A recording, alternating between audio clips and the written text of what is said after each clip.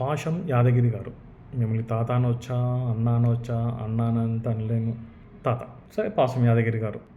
మీరు ప్రెస్ మీట్లు పెట్టుకుంటా ఈరోజు 5వ తారీఖు, ఈరోజు కూడా మీరు ప్రెస్ మీట్లు పెడుతున్నారు.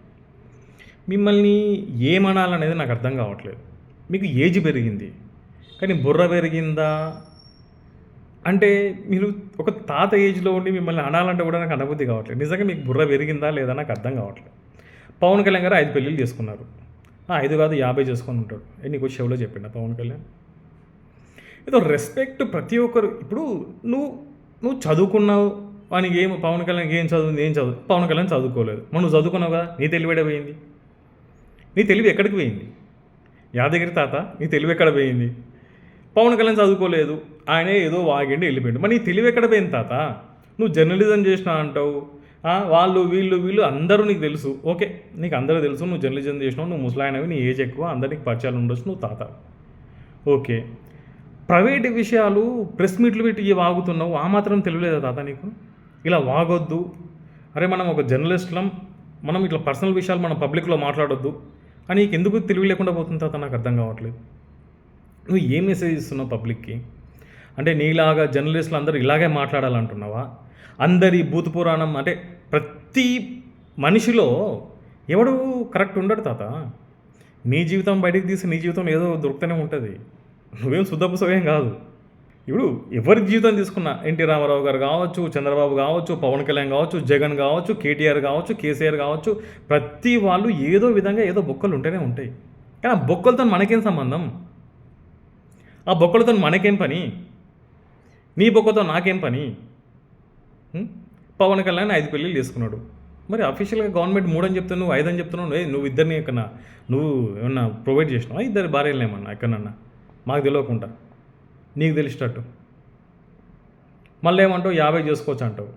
అరే తాత, నువ్వు ప్రెస్ మీట్ పెట్టినావు, నువ్వు పెద్దోని అంటున్నావు, వెనక ముందు మాట్లాడేటప్పుడు అరే ఇలాంటి పోరలు వింటారా, ఈ పోరలు మళ్ళీ వీడియోలు చేస్తారా అని ఎందుకు నీకు తెలివి లేకుండా పోతుంది తాత? నాకు అర్థం కావట్లేదు. ఆయన ప్రెస్ మీట్ పెట్టిండు, అయిపోయింది. మీరు ప్రెస్ మీట్ పెట్టిండ్లు, అది చేసిండ్లు, హంగామా చేసిండ్లు. మీరు హంగామా చేసినాకనే కదా ఆయన ప్రెస్ మీట్ పెట్టింది. అయిపోయింది, తెల్లారు వచ్చి ఇంకెన్ని రోజులు పట్టుకుంటావు? ఇదే ఇష్యూని ఎన్ని రోజులు పట్టుకుంటావు ఇంకా? అరే ఆయన కబ్జా చేసిండు.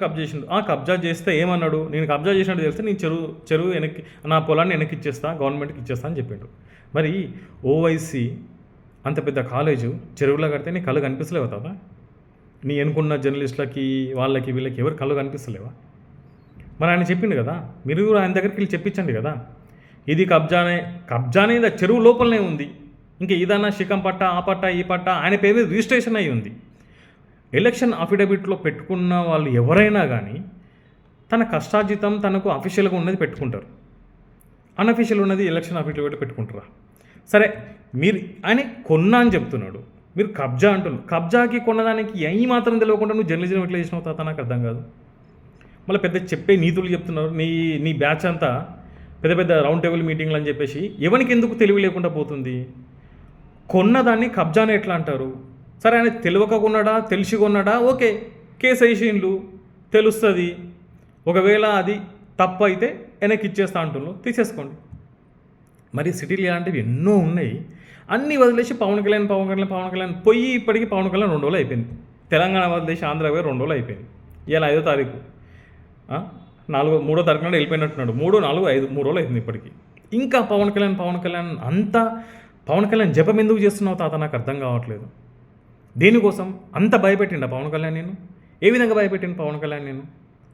అరే ఆయన తెలంగాణలో పార్టీ పెడితే తెలంగాణ వాళ్ళనే క్యాండిడేట్స్గా పెట్టి గెలిపించుకుంటా అంటుండు తప్ప గెలుస్తారా గెలవరా అనేది పక్కన పెట్టేసాయి. పార్టీ తరఫున తెలంగాణ వాళ్ళకే ఆయన సీట్లు ఇస్తున్నాడు కదా.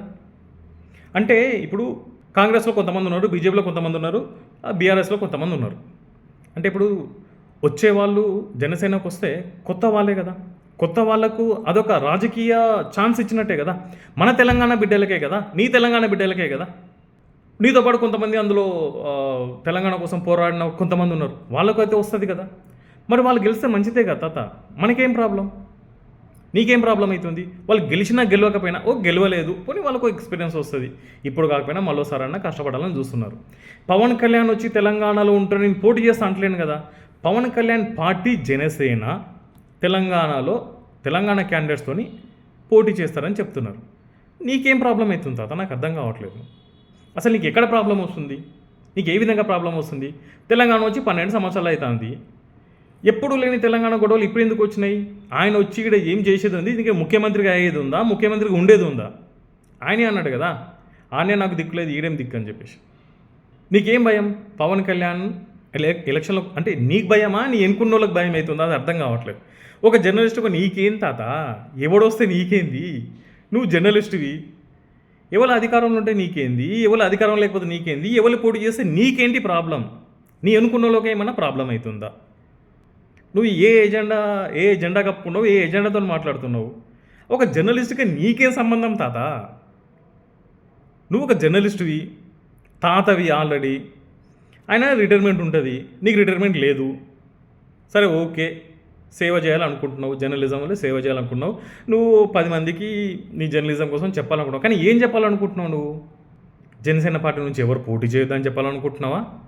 లేదంటే ప్రెస్ మీట్ పెట్టి అందరి భాగోతాలు వాళ్ళ వెనక ఏం జరుగుతున్నాయి తీసుకొచ్చి ముందు పెట్టాలనుకుంటున్నావా?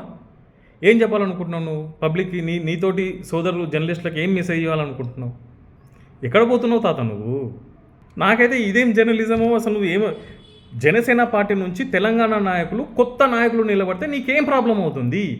నువ్వు ఉంటావు ఇంకెన్ని సంవత్సరాలు ఉంటావు తాత? ఒక 10 సంవత్సరాలు. దాని తర్వాత నువ్వు చనిపోతావు, నేను కూడా చనిపోతావు. ప్రతి ఒక్కరు చనిపోవాల్సింది, ఎవరు ఉండేది లేదు. కొత్త యువతరం వస్తే వాళ్ళకు ఒక 30-40 సంవత్సరాలు వాళ్ళకు ఒక బాటేసినట్టు ఉంటుంది కదా. ఈసారి నిలబడతారు, గెలవలేదు. నెక్స్ట్ సారి నిలబడతారు, గెలవలేదు అనుకో. ఆ సారైనా గెలవడానికి ఛాన్సెస్ ఉంటాయి కదా. వాళ్ళు గెలిచే వరకు నువ్వు ఉంటావో పోతావో అది కూడా తెలియదు. ఎందుకు తాత ఇప్పుడు జనసేన పార్టీ అంటే ఎందుకంత అక్కసు కక్కుతున్నావు? నాకు అర్థం కావట్లేదు. జనసేన పార్టీ నుంచి పోటీ చేసేవాళ్ళు మన తెలంగాణ యువతనే, మన తెలంగాణ నాయకులే. ఆంధ్ర వాళ్ళు వచ్చి ఇక్కడేం పోటీ చేస్తా అని చెప్పట్లేదు. ఇది నీకు అర్థమవుతుందా? అర్థం కావట్లేదా తాత? నాకు అర్థం కావట్లేదు తాత. కొత్త నాయకులు ఒక పార్టీ నుంచి కొత్తగా ఛాన్స్ ఇచ్చి గెలుస్తా అంటే యువరక్తం రావాలి. జంజీ జంజీ జంజీ అంటే ఏంటి తాత? నీకు అర్థం కావట్లేదా? మరి నువ్వు ముసలోడు అయిపోయినావు, నువ్వు తాతవి అయిపోయినావు. అంటే ఇప్పటిది నువ్వు అర్థం చేసుకోలేకపోతున్నావా?